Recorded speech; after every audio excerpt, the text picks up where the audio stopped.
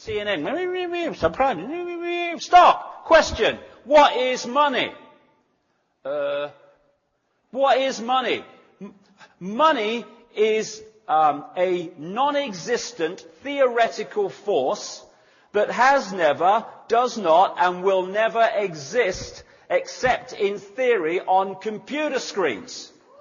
People die and starve because they don't have enough digits on a computer screen. It's incredible and it's extraordinary and it's grotesque, but unfortunately it's true. People think, what is money? Well, how is money created? There's another big question. Oh, it's governments. No! It's private banks lending non-existent money called credit. What is credit? There's your credit. That's it. When you go into a bank and you want to borrow $50,000, the bank doesn't print any money. It doesn't move precious metals anywhere. It types into your account $50,000, and from that moment you start owing it not only $50,000, but the interest on the $50,000. And if you can't pay that back through no fault of your own, because the banking system has done what it's just done and you lose your job so you can't pay them back, they get your wealth that does exist, your home, your car, your business, your land. It's been going on for centuries. This is why it has sucked the wealth of the world into the hands of the few. What is an economic boom? It's when there's lots of units of exchange, money in circulation, creating lots of economic activity, which causes people to have confidence in the economic situation. In those times, they get more and more in debt because they're so confident. Or we can have a bigger house, a bigger car, 2 vacations, and all the rest of it. And the banking system, controlled by the same people and coordinated by the same people, have put that out there. Fishing line out. Lots of credit. Hey, what do you mean you earn, $2 an hour? You want a $500,000 mortgage? No problem. Here you go. Gotcha out there. It doesn't matter. We're getting the house eventually anyway.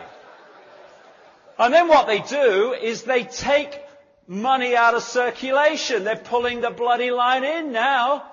And as they take money out of circulation, oh no, we've got a credit crunch, we can't make loans and give you any more money that doesn't exist and charge you interest on it. Oh no, it's real serious. We haven't got a problem though, because they'll bail us out, because we control them, you see. So, and then what happens if we move over here into a slump or a depression, not because anyone doesn't want to work, not because people want to lose their homes, but because there is not enough units of exchange in circulation for the economic activity to go on that allows them to earn the money to pay back the loans.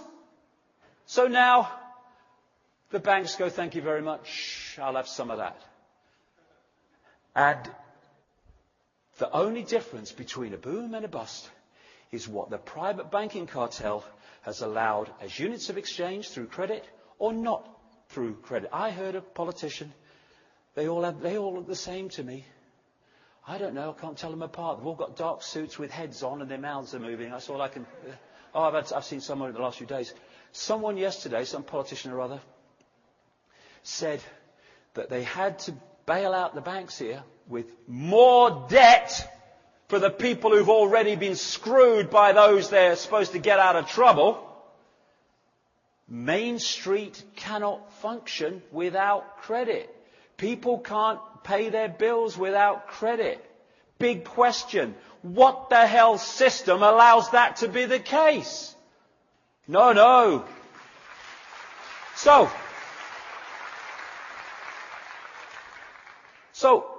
this money thing is in the DNA of society.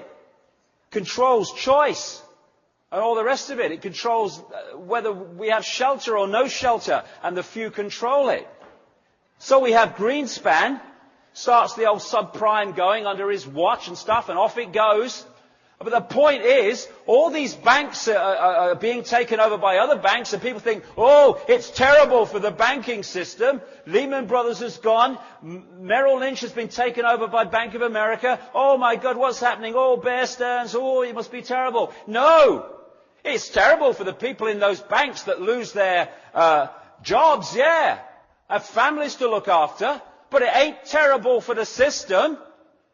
Because this network of people own the game.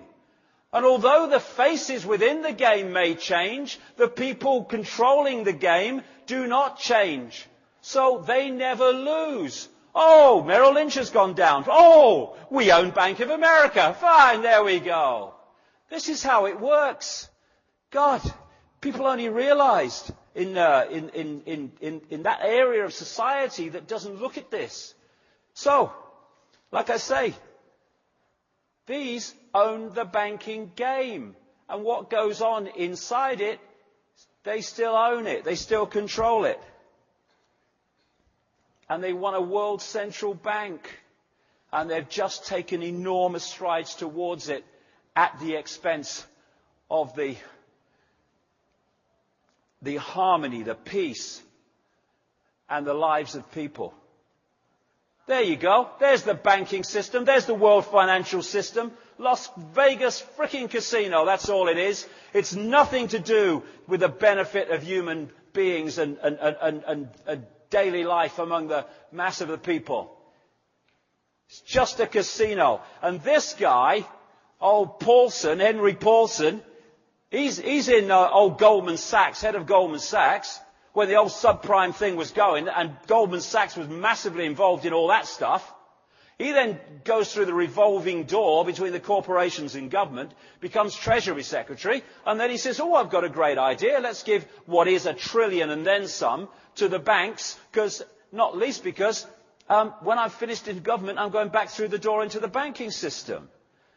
And we stand for this. We stand for this. And of course, what is the basis of it? Be afraid.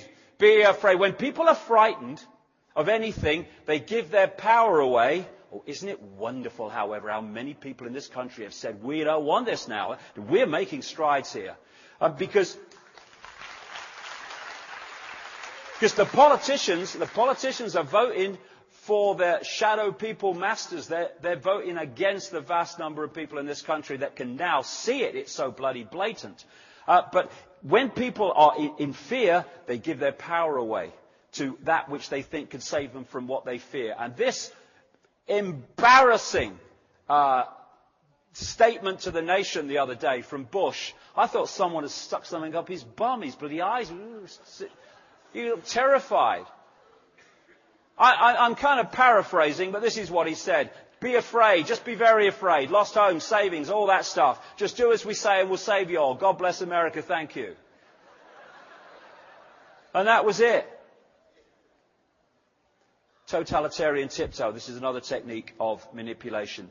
You know you're going there, but you know if you go in one leap, the change in society is such that people go, what's going on? What's going on? So you go in as big a leap as you can get, but not too big that you get a big reaction through the change that takes place. And from here, you know where you're going and you just go in steps. That's how a free trade zone became a centralized fascist dictatorship, which is what the European Union is. And interestingly, the European Union was created from the start through an organization called the Pan-Europa Movement, which was headed and is still headed to this day by one of these elite bloodlines going back to the ancient world, the Habsburg dynasty.